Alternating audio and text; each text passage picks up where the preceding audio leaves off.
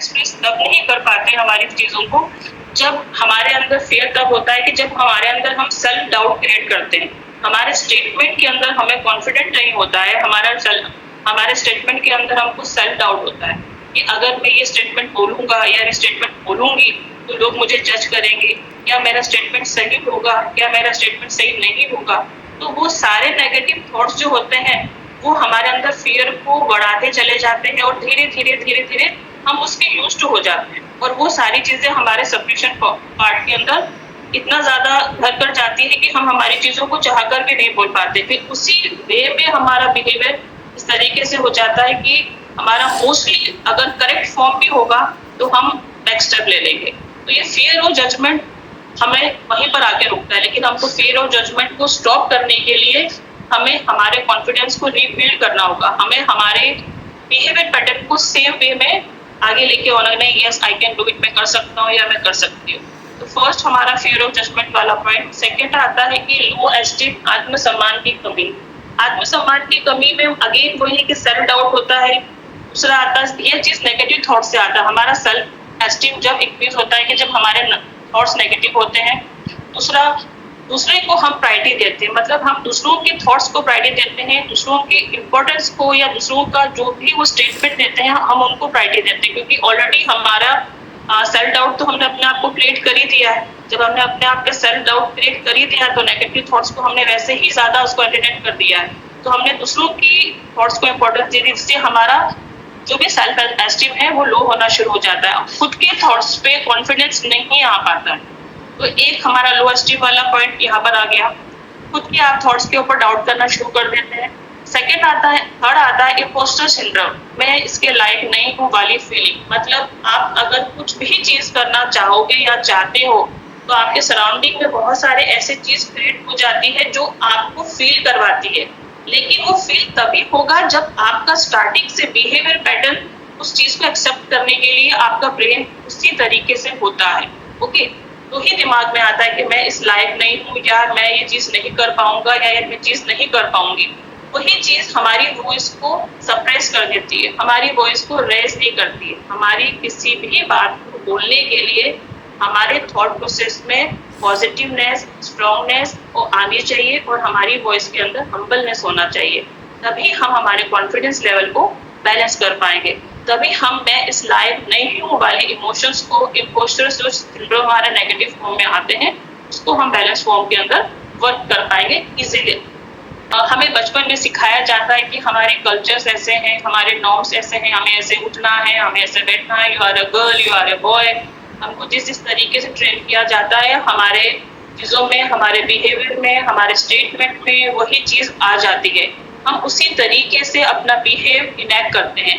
उसी के साइकिल में हमें जो कुछ कहना होता है या हमारी फीलिंग को हमको शेयर करना होता है, चाहे वो आपकी पर्सनल फीलिंग्स हो, चाहे आपकी सोशल हो, चाहे आपकी पर्सनल, आपकी ऑफिशियली XYZ जो भी चीज होती है वो सप्रेस हो जाती है जस्ट बिकॉज क्योंकि आपने प्रायोरिटी अपने आप को नहीं दे रखी है। क्योंकि आपका जो fear of judgement, low esteem, impostor syndrome और जिस तरीके से आपको बचपन से लेकर बताया जाता है वो सप्रेशन वाला पार्ट आपकी पूरी पर्सनालिटी को इस तरीके से डेवलप कर देता है कि हम हमारी बात को सोचने के लिए 2 बार सोचेंगे, सेल्फ डाउट क्रिएट करेंगे और हम नेक्स्ट स्टेप ले लेंगे।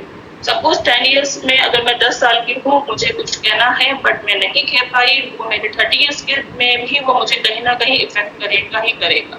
आपकी सोच ही आपकी हिम्मत तय करती है। डेफिनेटली मैं इसमें अपनी तरीके से एग्री करती हूँ कि योर थॉट्स शेप योर करेज। जिस भी तरीके का आपका थॉट्स होगा, आपकी पर्सनालिटी, आपका बिहेवियर, आपका बोलने का तरीका, आपका लोगों के साथ में डील करने का तरीका, वो आपके फेशियल एक्सप्रेशन से प्रेजेंट करेगा। तो जिस तरीके की सोच, यानी कि अगर आप एक नेगेटिव एनवायरनमेंट में अपने आप को बिल्ड करेंगे, आपका एक्शन भी उसी तरीके से होगा। अगर आप पॉजिटिव तरीके से अपने आप को बिल्ड करेंगे, वो उसी तरीके से रिएक्ट करेगा।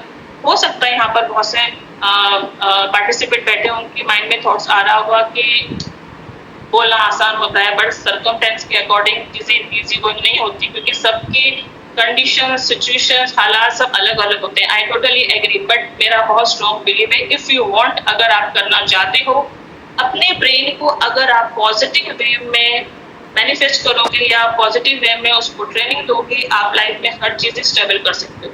अपनी हमारा जो टॉपिक है ना कि हमको अपनी चीज़ों को किस चीज़ को ब्रेक करनी है।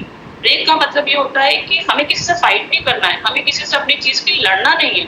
हमें हमारे अंदर जो थॉट्स आए हैं, उस थॉट्स को हमको रिप्रेजेंट करना है कि I am comfortable this, I am not comfortable this.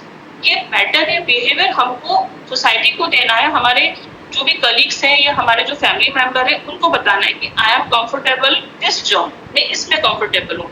सामने आपको क्या मिलता है वो आपकी सेकंड चॉइस है। आप हम लोग वी आर ह्यूमन ना, हम लोग सेकंड को फर्स्ट प्रायोरिटी दे देते हैं और फर्स्ट को हम जीरो वाली प्रायोरिटी दे देते हैं। तो ये वाले थॉट प्रोसेस को, ये वाले साइकिल को हमें को ही चेंज करना है। हम खुद हमारी हेल्प कर सकते हैं जब तक हम हमारे थॉट प्रोसेस को पॉजिटिव वे में नहीं लेके आएंगे। कुछ लोगों के दिमाग में ये भी चीज आएगी कि सबके सर्कमस्टेंस बहुत अलग होते हैं। आई एग्री, मैं टोटली एग्री करती हूँ, लेकिन मेरा मानना अगेन यही कहता है कि अगर आप चाहते हैं तो आपके सामने कितने भी नेगेटिव सर्कमस्टेंस क्यों ना हो, आपकी सोच ही आपकी हिम्मत तय कर सकती है। योर थॉट शेप योर करेज। अब ये आपकी चॉइस है कि आपको अपनी चीजों को सप्रेस करना है या आपकी चीजों को प्रेजेंट करना है पोलाइट वे के अंदर। अगेन अपनी वॉइस को रेस्ट करना वो वैल्यूबल नहीं है। आप किस तरीके से अपनी बात को बोलते हो और उस बात को प्रेजेंट करने के लिए कितना कॉन्फिडेंस है, वो आपके फेस के एक्सप्रेशंस और आपके स्टेटमेंट में आना चाहिए। तो इसको रिप्रेजेंट करना आना चाहिए कि आपके सामने सिचुएशन कैसी आ रही है, आपके सामने पर्सन कैसा है, उनके अकॉर्डिंग हमारे एरोगेंस को हमको लिटिल बिट उसमें भी थोड़ा सा पॉजिटिव का तड़का लगाना चाहिए, तभी हम आगे अपनी चीजों को फ्लेक्सिबिलिटी के सेट में कर सकते हैं। नेक्स्ट आया कि self belief and inner trust, अपने ऊपर विश्वास। ये बहुत बड़ी प्रॉब्लम है हमारी सोसाइटी की कि लोग क्या बोलेंगे, लोग क्या कहेंगे, अगर मैं ऐसा बोलूंगा, अगर मैं ऐसा करूंगा, ओके। वो थर्ड पर्सन, मुझे तो मेरे आज तक करियर में कभी वो तीसरे पर्सन आज तक मुझे कभी ना दिखे हैं कि भाई तुम ऐसे कैसे बोल सकते हो, तुम ऐसे कैसे कर सकते हो। अगेन यहाँ पर आपका ब्रेन आता है लड़ाई करने के लिए। मेंटल कहाँ पर चलेगी, हम किस बेस पे ना जज कर रहे हैं स्टेटमेंट को। तो सबसे पहले आपके सामने कोई भी क्यों ना हो, आपको अपने ऊपर सेल्फ डाउट कभी नहीं करना है।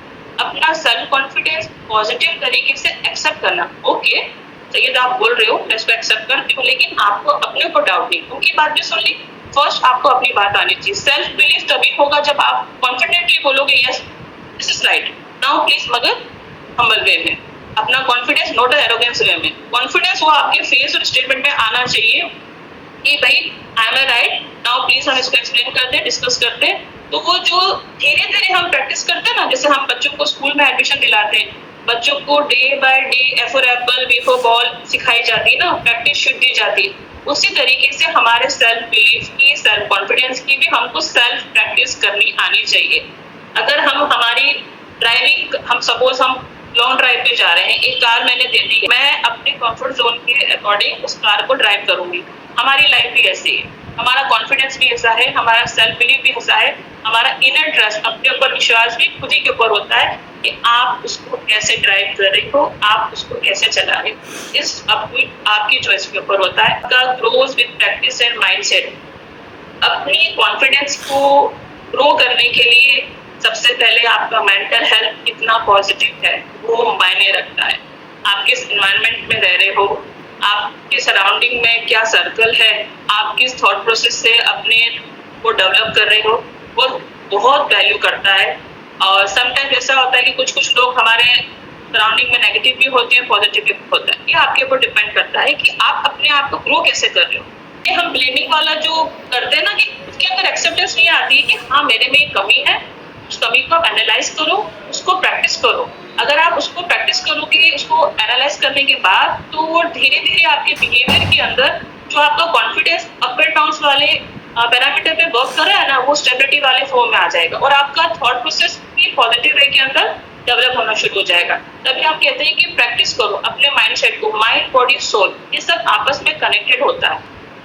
अगेन मैं वापस से एक ही बात बोलूंगी कि अगर आप जिस भी तरीके की थॉट प्रोसेस को सोचोगे, आपका लाइफस्टाइल, आपका फीलिंग, सराउंडिंग में आप जैसे अपने आप को रिप्रेजेंट करते हो, तो वैसे ही एक्ट करेगा।